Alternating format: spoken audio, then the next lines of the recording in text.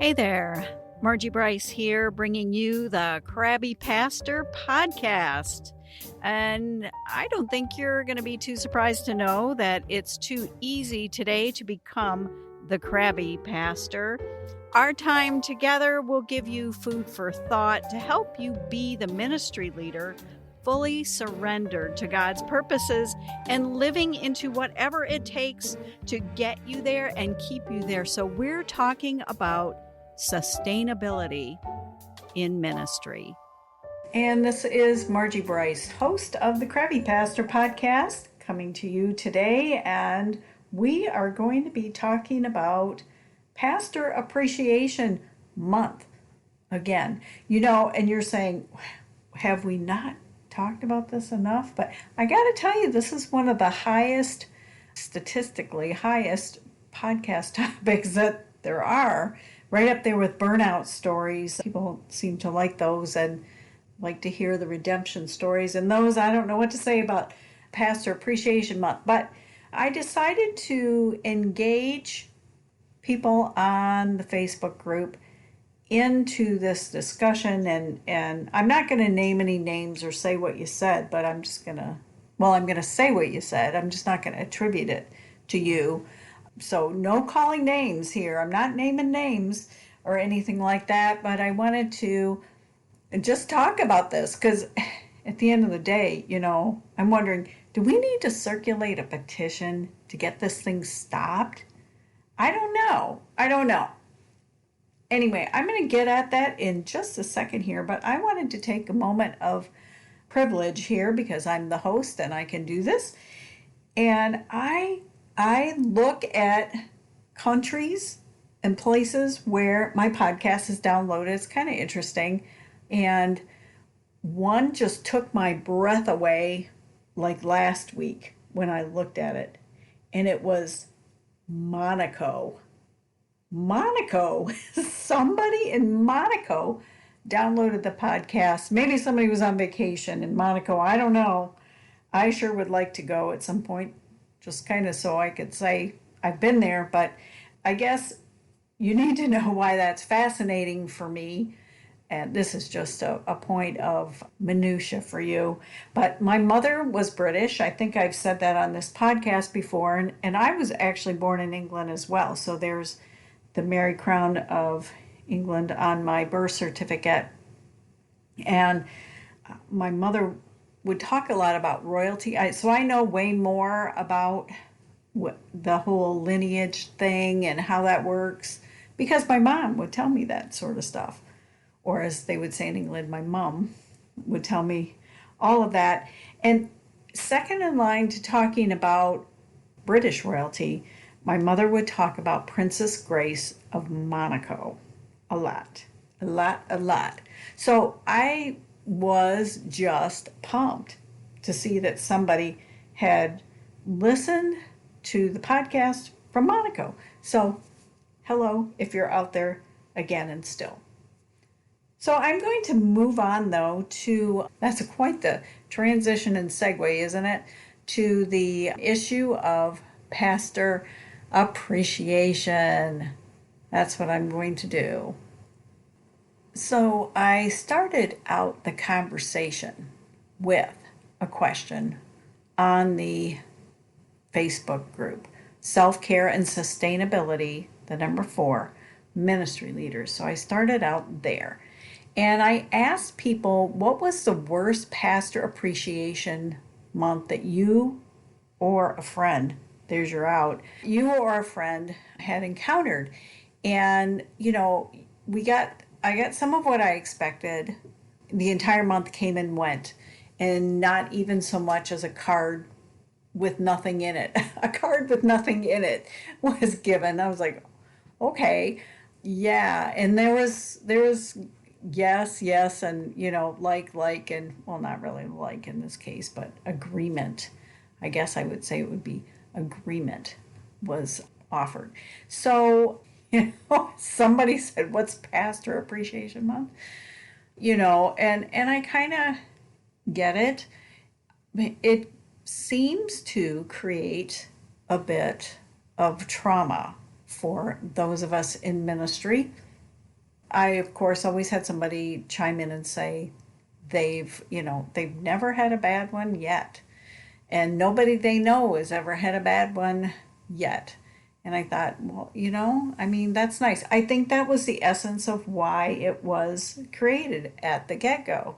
So, it's a matter here of people buying into this idea, and some people don't seem to know that Pastor Appreciation Month is a thing. And they would be that people, it's like expecting a Christmas present when people don't know. I don't know. That's maybe not a good analogy. It sort of is, but it isn't. But, if somebody didn't even know about Christmas, which is pretty tricky to do, but if somebody didn't know about it, why would you expect to receive a gift, right? So, okay. I moved into then, I thought I'd ask started out with the one question there, and then I moved into what's the most amazing pastor appreciation gift you've ever received. I was hoping, maybe somebody got a hot tub out there. I don't know. Or maybe somebody got a trip to somewhere exotic, maybe to Monaco. I don't know. And so I moved into that. We got into a discussion about bath bombs, which, hey, I got a whole education about bath bombs in here. And obviously, I think this was the female ministry leaders that were talking about bath bombs. Somebody got meat. Somebody had pork chops, hamburgers, steaks, and they thought that was pretty amazing meat. I thought that's a pretty good one, especially at the going rate of meat these days. But then we got back into somebody got nothing, and they had been involved with this congregation for a number of years. And, here, stand up and let's all clap for the ministry leader. And, I think there always should have at least been chocolate, not the cheap stuff. So another person said they get cards, baked goods, love offerings, and then they said that, gee, reading all this other stuff about what other pastors have received or not received has made them feel a little grateful for what they are getting. So, but, homemade cookies, pies, breads, that wouldn't be such a bad gig to get. So somebody got an extra day off given to them, which I thought, okay, that's pretty high in the amazing charts actually. And I asked what they did with it, but it was one of those days where you could just actually do your self-care and fritter time away, or maybe actually do nothing. There's an idea. Somebody got funds for a weekend away, and they went to the nation's capital, and here we go back to nothing, and they had served the congregation since 1980. So that was a little disconcerting as always. And then they've got, let's see, self-made gifts. That's a great expression of care.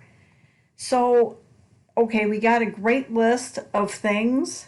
I'm not sure which one I liked the best, if it was a meet or the day off. Those were pretty good ones, but people always want to add in here that it came and went. A whole month came and went, and nobody did anything. So lastly, I just kind of felt like I went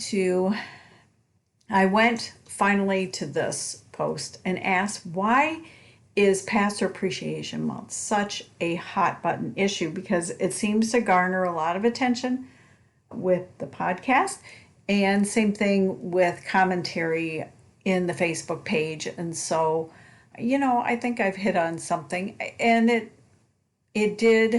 is of concern. If you have sat with ministry leaders and they're talking about early in the month what they got, and you're waiting and looking, and nothing and nothing and nothing. You kind of, it's like Christmas. I'm back to Christmas, but it's kind of like Christmas, like your siblings got gifts and you got a lump of coal.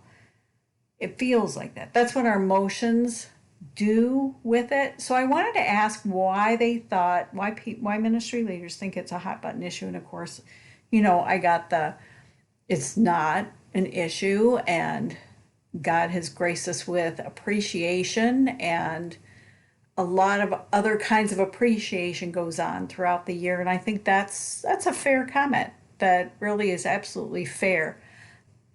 And sometimes we get hung up on this, and we want that kind of appreciation or validation shown. Congregants might say, well, we pay you. And I'm like, well, yes, that is true. But maybe we just want that kind of validation because these are the people we serve. And when we spend a lot of time creating messages, and we work really hard to create messages that connect with our people, then we just would like, and it's not like when they go out at the end of a worship service, and if you are one of those pastors that stand at the back, I don't know if we're shaking hands with everybody anymore, but nice message, nice message, nice message. That's different than, and we appreciate that you serve us and that God has placed you here. One person here said, why, under the why is this a hot button issue? Because we're supposed to have some super special connection with God, and we live up on top of a pole where the world can marvel at our piety and faith, when the truth is we are often more messed up than our congregants. And there is a lot of truth to unpack to that. A lot. Actually, it's very true that the leaders are usually the ones that have the most trauma. And usually we have connected with God's healing or God's power in our lives in pretty remarkable ways. And it's because of that very thing that we want to pass it on, that we want to be the ones that help others find what we have been so blessed to find. But that does not mean that we are not a little traumatized or the most messed up in the entire group. That is very true. And, I guess I'll add in here that if you feel like you have never identified those shadow side kinds of things that drew you into ministry, it's a good idea to check into that just so you're aware. I mean, we all carry baggage, but it's a great idea to know exactly what that baggage is, because that will help you should a congregant trigger you, which, that's like, oh, eye roll for me here. So I just want to mention that. Let's see, we all want to be acknowledged for what we do, and that doesn't always happen. And here you go. I have to go back to remembering who called me and why I do what I do. It is for Jesus, but it can still hurt sometimes. Why does it still hurt? Because we are human. So a little bit more pushback on, I didn't really know that this was a hot button issue. I think it is with some people, but it's not with others, obviously. Somebody said that they thought it'd be interesting to see if gender made a difference and whether the congregation expressed gratitude or not. And women are expected to fulfill roles and expectations without being thanked, just like at home. Let's unpack that for just a second. And yeah, I don't know whether this means that perhaps, after I got to this point with, I think it was around this comment or so, I thought maybe we need to be circulating a petition to not have this anymore. Is this helpful? I mean, how good is it for thankfulness and appreciation, which that's why we have other holidays, Mother's Day, Father's Day, where you can show your appreciation. But some people feel like maybe they would like to just do it just because they're appreciative, not because it's in that required month when you should be showing appreciation. I don't know. I have no idea. This was an interesting post here that this was a female ministry leader. It says, "My husband takes it hard when they forget." Your husband's a great guy. I mean, that is so sweet there, but that's a piece that we don't often think about, that our spouses are sitting there watching this as well. And if no appreciation is shown, that's a tough thing to take. Absolutely a tough thing. So now we're blaming social media, which I thought, yeah, we're all over that. We try to keep our finger on the pulse, but if you chronically see pastors thanking their congregations for, the vacation to Monaco or the amazing gifts, dinners and everything, that can make it tricky. We're still human. We try not to take it so serious. This is when I did jump in and said, maybe we should start a petition to, let's say, let's not do this anymore. Let's not. And I did get a couple of comments. Oh, they said it's like Sweetest Day, which, Sweetest Day is a Hallmark holiday. No offense to the fine folks at Hallmark, but it is. It's like Grandparents' Day. It's I don't know, reason to buy a card.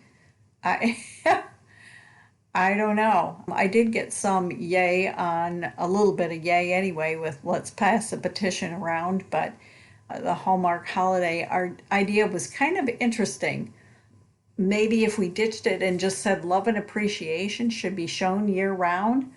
I mean, maybe this is something that all of us need to get better at, showing appreciation to the people around us.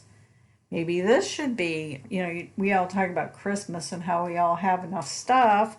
Maybe this is a point that could be made, is that we could make a big list of people we need to show appreciation to. And, if you can come up with 12, that's one person a month or something. And I think that might be a great way. It's not the solution to this, to the Pastor Appreciation Month, but this was a great comment. People want to be noticed and appreciated. And in my humble opinion, ministry leaders long for validation. And since ministry is such a performance driven, and the word job is in quotes, we constantly need to hear from someone that we're doing a good job so we can then compare ourselves to other ministers, and thus we can conclude whether we are successful or not.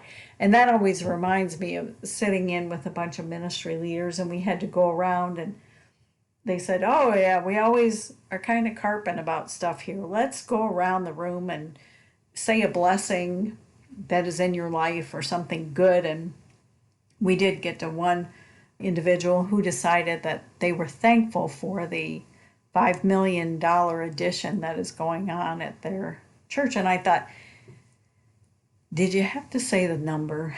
There are some churches here that the whole building and the whole shebang is not valued at that number that you just tossed out. So, yeah, we kind of are a little comparison. We can say, don't compare yourself to other people, but sometimes we do. Sometimes we do. So this person brought up, that same person brought up, and on that fretful and continual hamster wheel, we keep running. Yes, we do. We compare ourselves and we are trying to decide whether we're successful or not, when really, this is a one-on-one thing between you and God as to whether you're successful. And that's a pretty private thing. But they also added this: if you give me a gift card to Buc-ee's, that means I'm doing a good job. The land where there's 500 flavors of sunflower seeds and jerky. I don't know. And if it's an amount, well, that little sunflower seed thing was my editorial comment, but this person said if it's an amount more than my fellow minister, well, shoot, I must be doing good.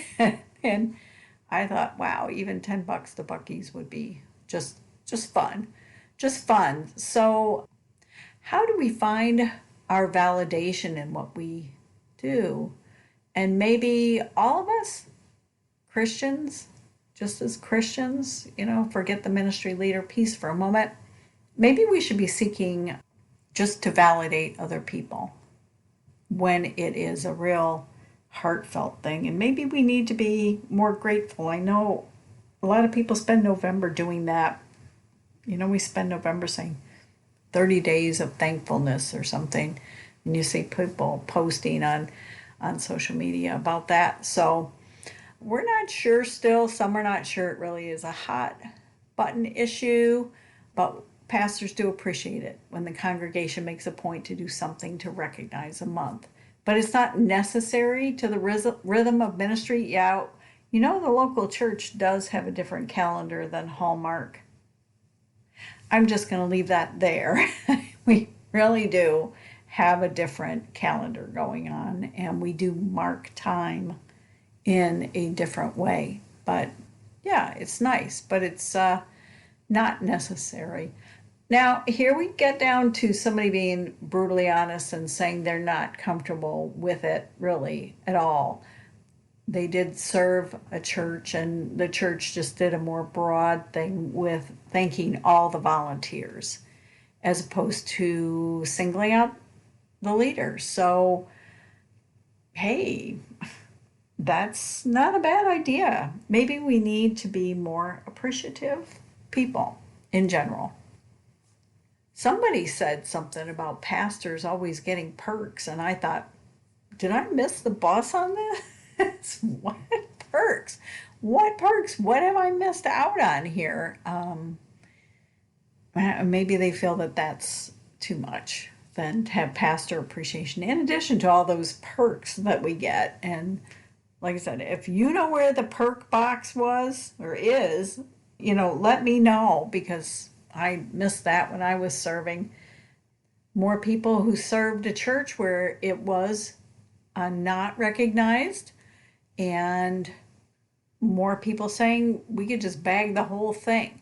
Now, if we're saying that we could bag the whole thing, then the question is, how could we then live into that in our congregation and it just have it not be a thing at all? Which is why at the end of the day here, I'm still wondering how you could send out a petition. I don't even know where you'd send it to, and either say you're going to or you're not going to. Now, keep in mind, I just read something from Westpath, the people that are an agency of the United Methodist Church, and on the list of that is you need to be doing this.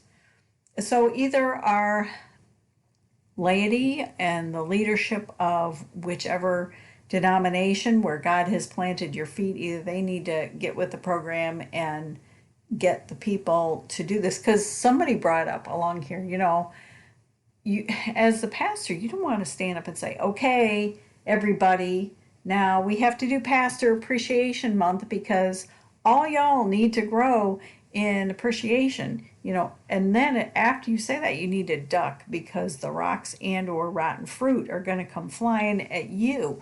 And besides, that's pretty awkward. It's very awkward.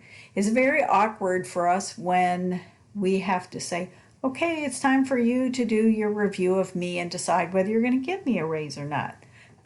We get stuck doing a lot of awkward stuff, and this is just awkward at times, who likes awkward? Does anybody here like awkward? So I had one response that was, it was a it's a big paragraph, and I liked it a lot. Not because they said they wish it would be abandoned, but because there were a lot of other good thoughts in here. It says circumstances in individual churches and among individuals themselves is very nuanced. and at times complicated.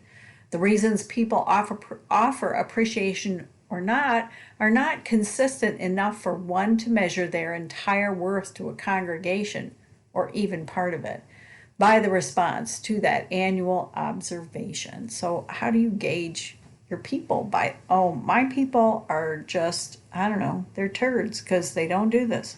We can't say that. It's bad theology besides.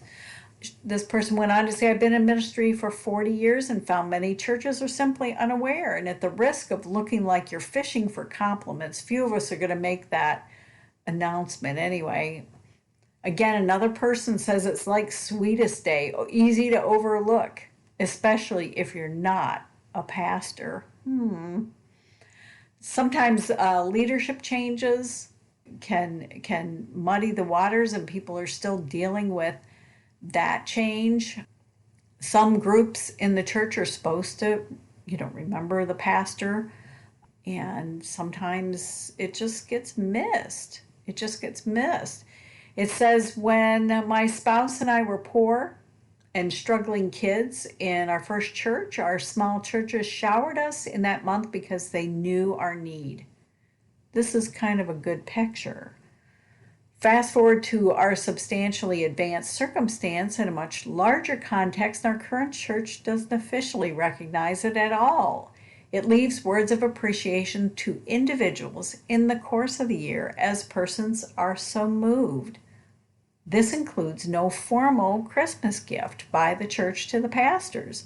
All staff are remembered, however, to receive gifts of appreciation by a larger church on top of substantial pay and other perks of the job. Now, here this person spells out the perks, which I was like, well, I can't recall getting any of those, but I've heard of people getting them.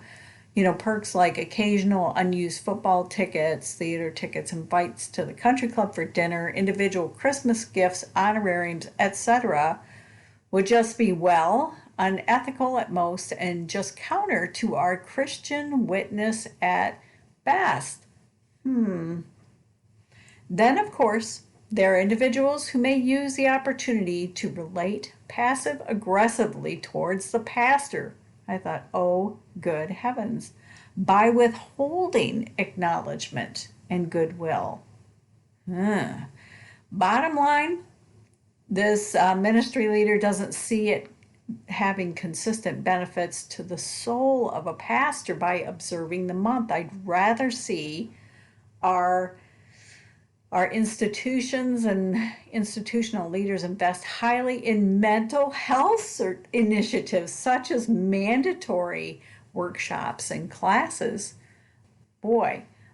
And then this person finished up by saying that we're sacrificing too many gifted leaders to pain, despair, and isolation. So maybe the best pastor appreciation gift you could give somebody would be a series of sessions with a mental health counselor.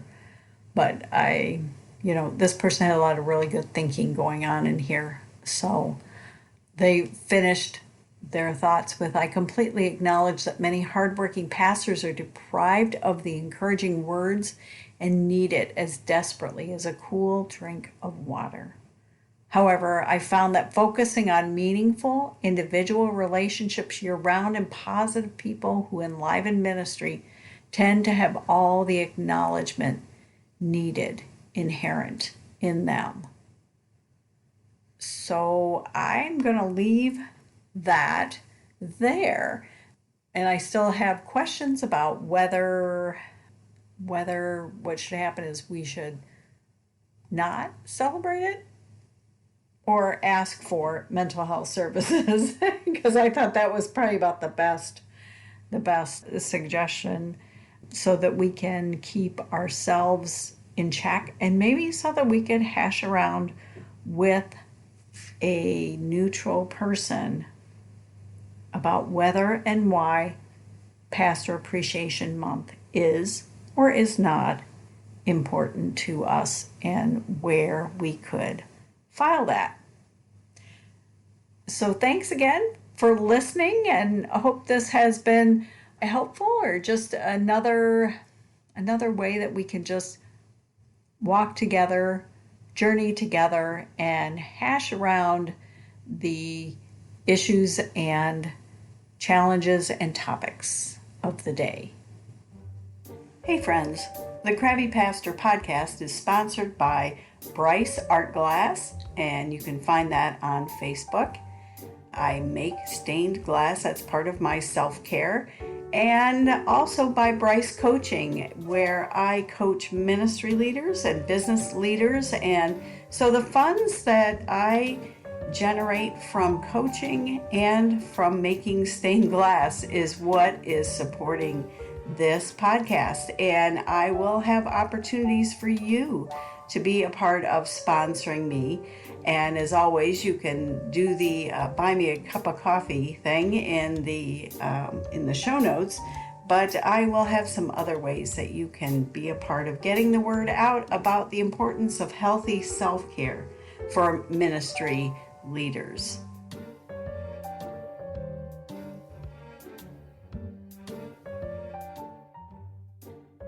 Hey, thanks for listening. It is my deep desire and passion to champion issues of sustainability in ministry and for your life. So I'm here to help. I stepped back from pastoral ministry, and I feel called to help ministry leaders create and cultivate sustainability in their lives so that they can go the distance with God and whatever plans that God has for you. I would love to help. I would consider it an honor. And in all things, make sure you connect to these sustainability practices, so that you don't become the crabby pastor.